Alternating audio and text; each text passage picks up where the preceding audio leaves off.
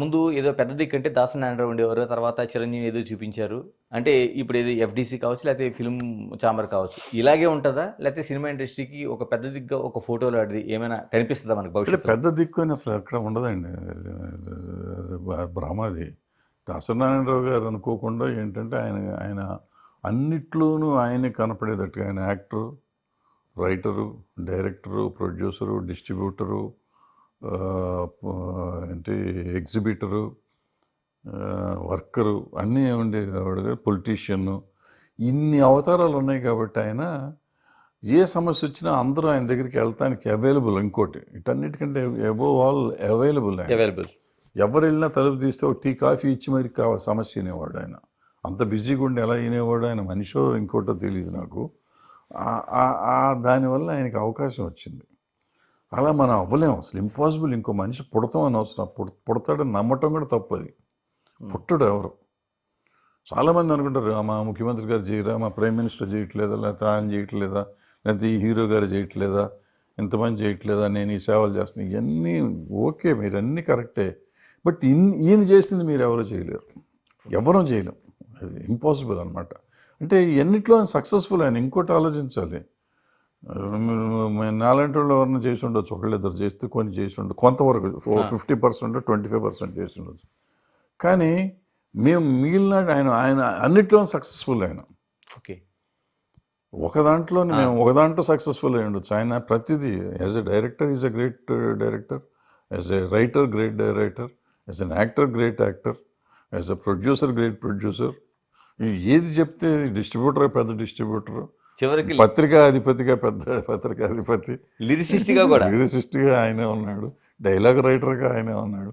ఆయన ఏది కాదు, ఒక మ్యూజిక్ డైరెక్టర్ ఒకటే కాదు, ఆయన పాడలేదు, మ్యూజిక్ చేయలేదు, మిగిలిన అన్నీ చేసాడు ఆయన. సో ఆయనతో మనం కంపేర్ చేయలేం.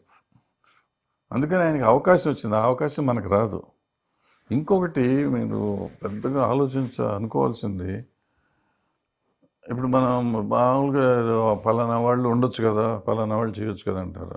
It's practically not possible to spend time for them. వచ్చే వాళ్ళ కాఫీలు టీలు ఇవ్వాలి, ఎంత అవుతుందో తెలుసా?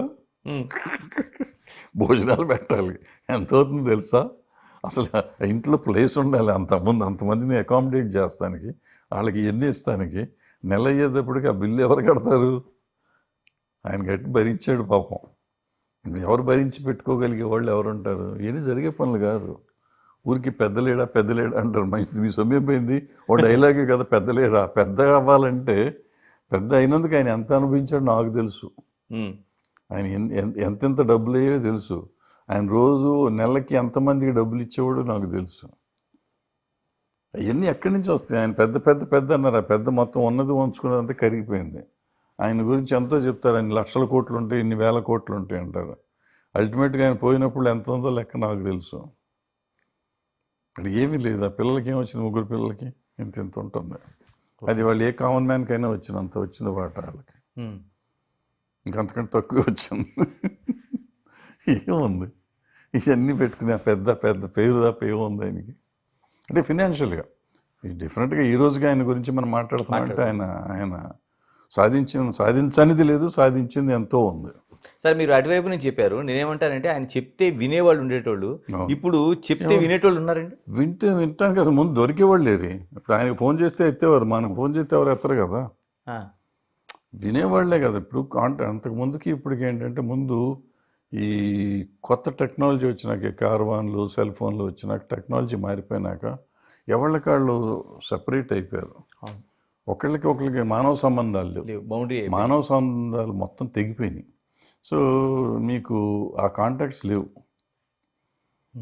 పలానా హీరోని కలవాలంటే పలానా హీరోకి ఎవరు సెక్రటరీ ఉన్నారండి, ఆయనకి ఫోన్ చేయండి అంటారు. ఇప్పుడు దాసరి నారాయణరావు గారి స్టాండర్డ్కి ఆయన సెక్రటరీకి ఫోన్ చేసి మాట్లాడలేడుగా. సో ఆయన డైరెక్ట్గా హీరోకే మాట్లాడాలి. సో హీరోకి నెంబర్ మాట్లాడరండి ఆయన అంటారు. అది దాసరి నారాయణరావు గారు కాబట్టి ఎవడో చెప్పేది ఫోన్ నెంబర్ అని చెప్పి ఆయన కొట్టేవాడు. మనం చేస్తే ఎత్తరుగా. దాసరి నారాయణరావు నెంబర్ కాబట్టి అక్కడ ఫీడ్ అయ్యి ఉంటుంది కాబట్టి ఎత్తారు. మన నెంబర్ ఫీడ్ అయ్యి ఉన్నా కానీ ఎత్తరాళ్ళు.